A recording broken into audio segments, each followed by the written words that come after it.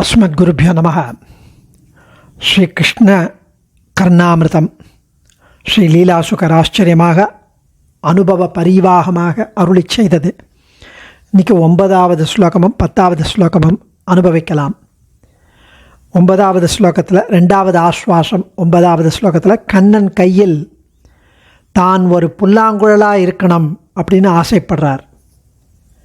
அப்பி ஜனுஷி பரஸ்மின் நாத்த புண்ணியோ பவேயம் தடபுவி யமுனாயா தாதிருஷோ வம்சநாளः அனுபவத்திய ஏஷ ஸ்ரீமதாபீரசூனோः அதரமணி சமீப ஞாசதன்யாம் அவஸ்தாம். கண்ணனின் இந்த புல்லாங்குழல் தான் என்ன புண்ணியம் செய்திருக்குப்பா, எவ்வளவு புண்ணியம் பண்ணியிருக்கு அந்த புல்லாங்குழல். இடைச்சேரியின் தலைவன், நந்தகோபனுடைய குமரன், யசோதையின் இளம் சிங்கம், ஷீர்மிகு கண்ணனின் அந்த அழகான சிவந்த உதட்டின் பக்கத்தில் இருக்கும்படியான பரமபாக்கிய நிலையை அது அனுபவிக்கிறதே.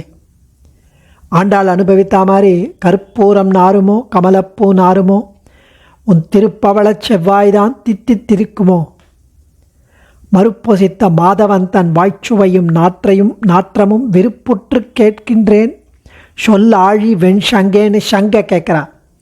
அந்த சங்கு முதல்ல புல்லாங்குழலாக இருந்ததுன்னு ஆச்சாரியர்களுடைய அனுபவம்.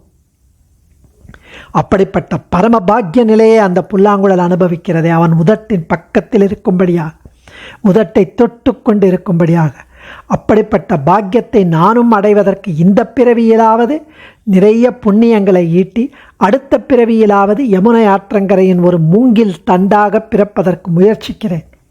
அப்பொழுதாவது கண்ணன் என்னை தனது புல்லாங்குழலாக அந்த மூங்கிலை தேர்ந்தெடுத்து வைத்து கொள்ளும் பாசிபிலிட்டி இல்லையா, கூடுமல்லவா என்கிறான். அபிஜனுஷி பரஸ்மின் ஆத்த புண்ணியோ பவேயம் தடபுவி யமுனாயா தாதிருஷோ வம்சநாளः அனுபவதியேஷ ஸ்ரீமதாபீரசூனோ அதரமணி சமீப ஞாசதன்யாம் அவஸ்தாம்.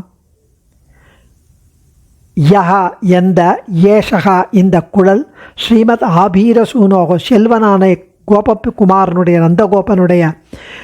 நந்தகோபன் குமாரனுடைய அதரமணி சமீப சிறந்த உதட்டின் அருகில் ஞாச வைக்கப்பெறும் தன்யாம் அவஸ்தாம் உத்தம பதவியை அனுபவிக்கிறதோ எந்த புல்லாங்குழல், அந்த பதவியை பெறுவதற்கு அகம் நான் அத்த புண்ணியகா புண்ணியமடைந்தவனாகி புண்ணியம் படைத்தவனாகி புண்ணியம் செய்தவனாகி பரஸ்மின் ஜனுஷி இன்னொரு பிறவியில் யமுனாயாக தடபுவி யமுனைக்கரையின் பூமியில் தாதிருஷகா அதைப்போல் வம்சநாளகா மூங்கில் குழலால் அபிபவேயம் ஆவேனோ என்கிறார் சுவாமி.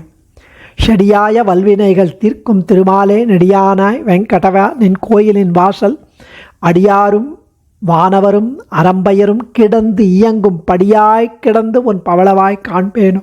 குலசேகர ஆழ்வார் அனுபவிச்ச மாதிரி பாகவதர்கள்லாம் தொட்டு அவர்கள் திருவடிகளால் தொட்டு போகும் அந்த படியாய் இருந்து உன்னுடைய பவளவாய் படியிலேருந்து நேர பெருமாளுடைய பவளவாய் தெரியும், அப்படி நான் உன்னை காண்பேன் என்றார்.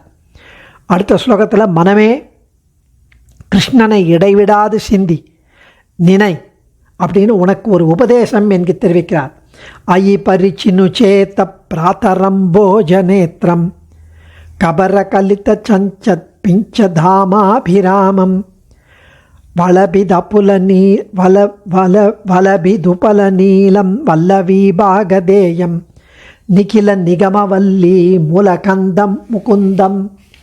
அயி பரிச்சினு சேத பிராத்தரம்போஜநேத்திரம் கபர கலித சஞ்சத் பிஞ்சதாமாபிராமம் வலபிதுபல நீலம் வல்லவீபாகதேயம் நிகில நிகமவல்லி மூலகந்தம் முகுந்தம். அனைத்து வேதங்கள் என்ற மலர் கொடி, வேதங்களை கொடி அப்படின்னா அதனுடைய மூலவேர், அந்த கொடிக்கு மூலவேர் பரந்தாமன் முகுந்தன். அவனே சௌலபிய விசேஷத்தால் பரமசுலபனாய் சௌஷீல்யமாய் பரம எளிமையாய் கோபிகைகளின் ஒட்டுமொத்த புண்ணிய குவியலாக கண்ணனாக அவதரித்தான். ஆயர்பாடியில் வளர்ந்தான். அவனுடைய திருக்கண்கள் நயனங்கள் விடியற் காலையில் அப்பொழுதுதான் மலரும் செந்தாமரை பூக்கள் போல இருக்கும். அவனுடைய கேசங்களின் முடி மீது மயில் இறகு சிரோபூஷணமாக தலை அலங்காரமாக ஆடி ஆடி அசைந்து கொண்டிருக்கும். மயில் பீலிகைகளின் மாலைகளை அணிந்து அவன் வசீகரமாயிருப்பான். அவன் இந்திர நீல கல்லை போன்று நீல வண்ணத்தில் ஜொலிப்பான். இப்படிப்பட்ட கண்ணனை ஓ மனமே நீ தியானம் செய்வாயாக, தேடி காண்பாயாக என்று கிருஷ்ணனை இடைவிடாது சிந்திக்க வேண்டும் என்கிறார் அவர். அயி பரிச்சினு சேத்த பிராத்தரம்போஜநேத்திரம் கபர கலித சஞ்சத் பிஞ்ச தாமாபிராமம் வலபிது பல நீலம் வல்லவீ பாகதேயம் நிகில நிகமவல்லி மூலகந்தம் முகுந்தம்.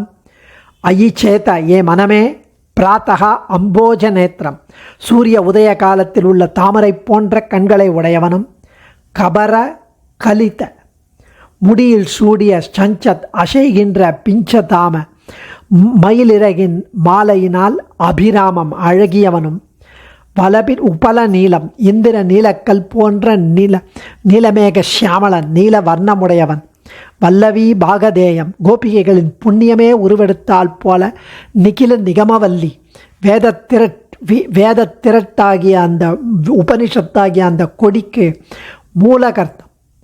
மூலகந்தம் யாருன்னா ஆதாரமான கிழங்கு. அது யாருன்னா முகுந்தன் கிருஷ்ணன்.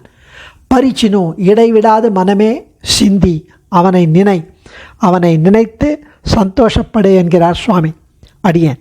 சர்வம் ஸ்ரீ கிருஷ்ணார்ப்பணமஸ்து.